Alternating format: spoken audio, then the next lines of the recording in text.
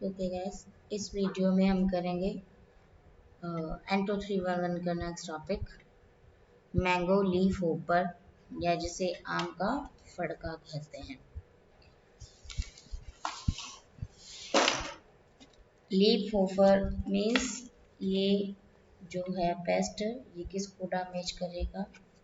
Leaf को नाम से ही पता लगता है ना हमें कि ये जो है ये क्या है, मैंगो लीफ होपर।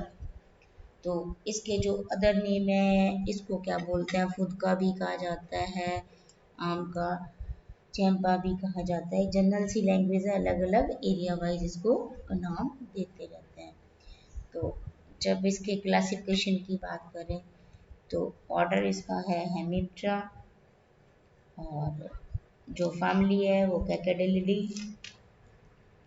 और होस्ट प्लांट की अगर हम बात करें तो होस्ट प्लांट इसके कौन कौन से हैं, जो मेन इसका है होस्ट प्लांट या जिसको कहेंगे इसका पोषक पौधा वो है आम।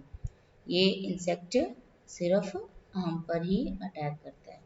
और इसकी क्या है, इस कीट की 2 जातियां और भी हमें 3 जातियां का हमें यहाँ डिस्क्रिप्शन बताया गया है, जो कि जीनस स्पीशीज की कह सकते हैं या इसका साइंटिफिक नेम एम्ब्रिटोडस एटकिंसोनी।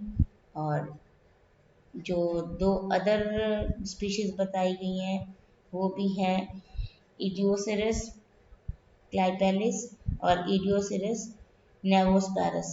तो ये जो 2 स्पीशीज बताई गई हैं ये बताया है कि और भी पाई जाती हैं। नेक्स्ट हम देखते हैं कि इसका जो डिस्ट्रीब्यूशन है या इसका जो वितरण है वो कहाँ कहाँ पाया जाता है। अगर हम इंडिया की बात करें तो इंडिया में बिहार, उत्तर प्रदेश, पंजाब, महाराष्ट्र, आंध्र प्रदेश, मध्य प्रदेश में ये बहुलता में या अधिकता में मिलता है, या इसका वितरण है जो इन स्टेट में अधिकता में पाया जाता है। और अगर वर्ल्ड वाइड बात करें तो इंडिया के अलावा ये Sri Lanka, Burma, Malaya, Formosa, Australia में भी पाया जाता है। डैमेज को देखते हैं कि डैमेज जो है इसका किस प्रकार होता है, या जो प्लांट्स के कौन से पार्ट इससे डैमेज होते हैं। तो इससे क्या है, आम की जो फसल है या जो आम की वृक्ष हैं, पेड़ हैं, उन पे ये काफ़ी हानि पहुंचाता है। और इसका जो प्रकोप है वो आम पे जो फ्लावरिंग शुरू होती है तब से ही शुरू हो जाता है, और लगभग फरवरी के मिड तक ये उस पे प्रकोप करता रहता है। और इस जो इंसेक्ट के एडल्ट और शिशु मीन्स दोनों ही, ब्रोड भी और इसका निम्फ भी, दोनों ही फसल को नुकसान पहुंचाते हैं। इनके जो माउथ पार्ट्स है वो चुभने वाले और चूसने वाले होते हैं ना, तो ये क्या करते हैं, फलों और जो पत्तियां हैं उनका रस चूसते हैं। और जो निम्फ है, निम्फ एडल्ट की कंपैरेटिवली अधिक नुकसान पहुंचाते हैं। नुकसान तो दोनों ही पहुंचाते हैं, एडल्ट भी, इनका प्रौढ़ भी और इनका शिशु भी, बट जो निम्फ है या शिशु है वो अधिक हानि पहुंचाते हैं।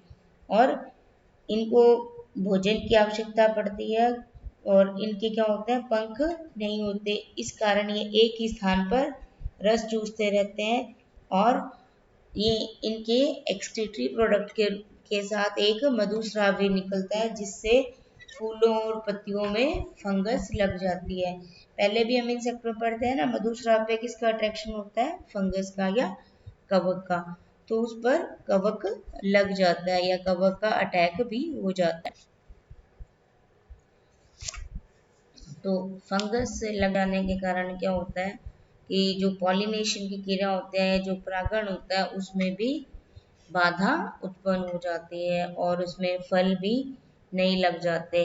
और अगर फल होते हैं तो ये जो इंसेक्ट है वो फलों का भी रस चूस लेते हैं और पत्तियों का भी रस चूस लेते हैं। और पत्तियों का रस चूसने से क्या हो जाएगा, पत्तियां पीली पड़ जाती हैं और इनके जो फल है वो झड़ने लगते हैं।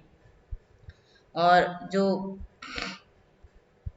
जो फल लगते हैं वो कमज़ोर हो जाते हैं और थोड़ी सी हवा या झटका लगने से ये नीचे गिर जाते हैं।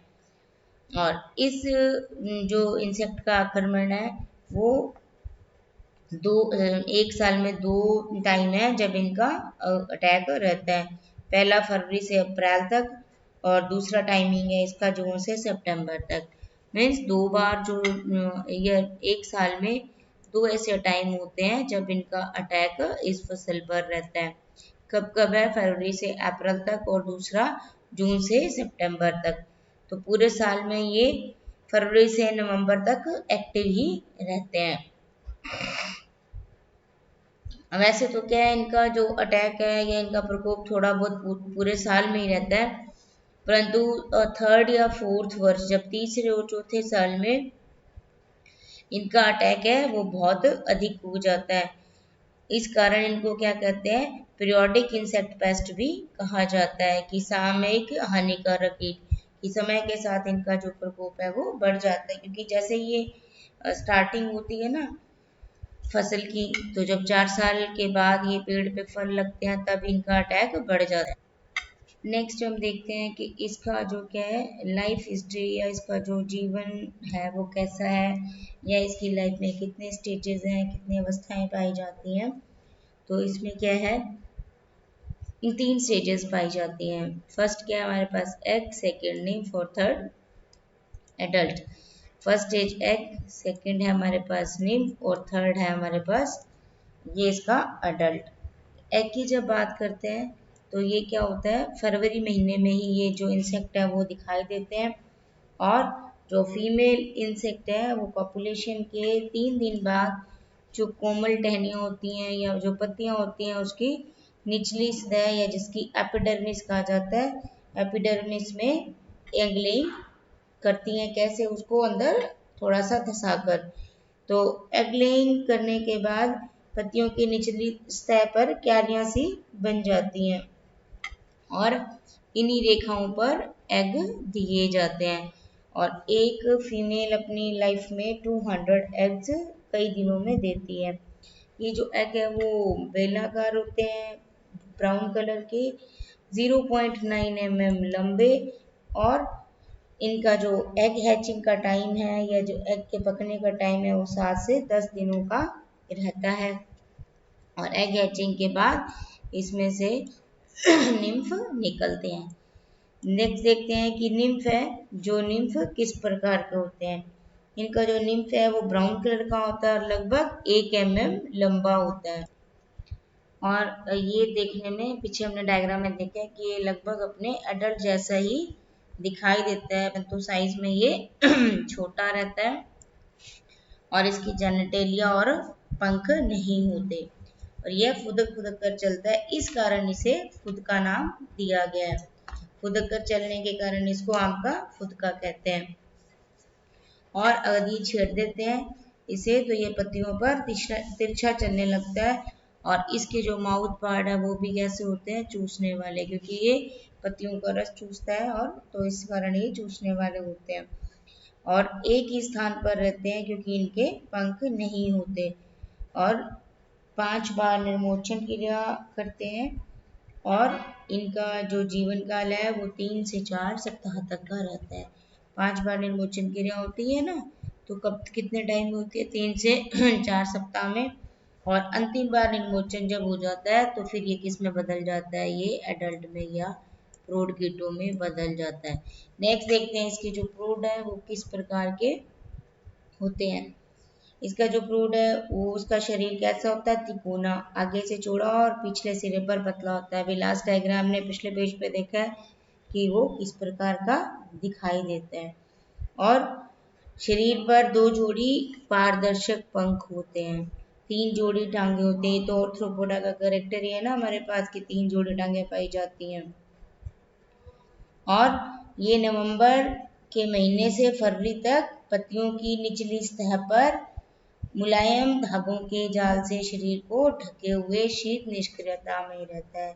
कि जब सर्दियों का मौसम है, विंटर सीजन है, तो ये अपने आप को धागों से जाल बनाकर ढककर शीत निष्क्रियता दर्शाता है।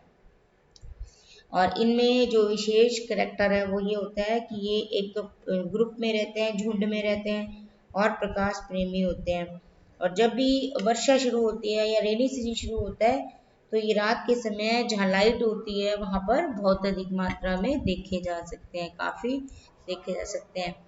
एग एग से क्या होता है, हमारे पास फर्स्ट स्टेज है ये एग, 7 to 10 डेज में निम्फ जो हमारी ये सेकंड स्टेज है, और फिर हमारे पास थर्ड स्टेज 21 to 28 डेज में इनकम्प्लीट मेटामॉर्फोसिस पाया जाता है। लाइफ साइकिल है 31 to 41 डेज में पूरा होता है, और एक साल में 2 जनरेशन पाई जाती है।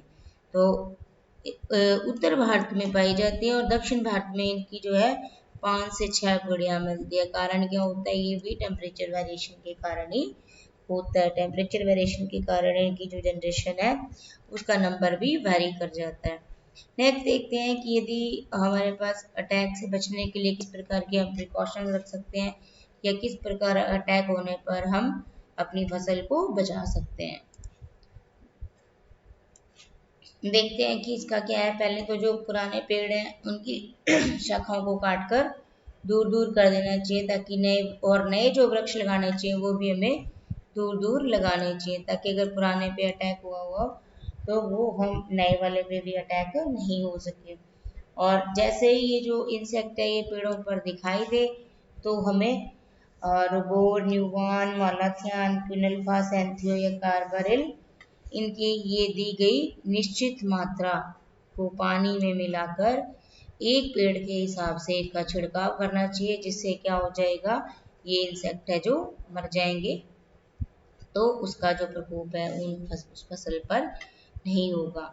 या हम इसका क्या कर सकते हैं कि इसके जो प्राकृतिक शत्रु होते हैं, जो इनके एडल्ट परजीवी होते हैं, उनको भी हम प्रयोग में ले सकते हैं। उनका यूज करके हम इनके नंबर्स को कंट्रोल कर सकते हैं।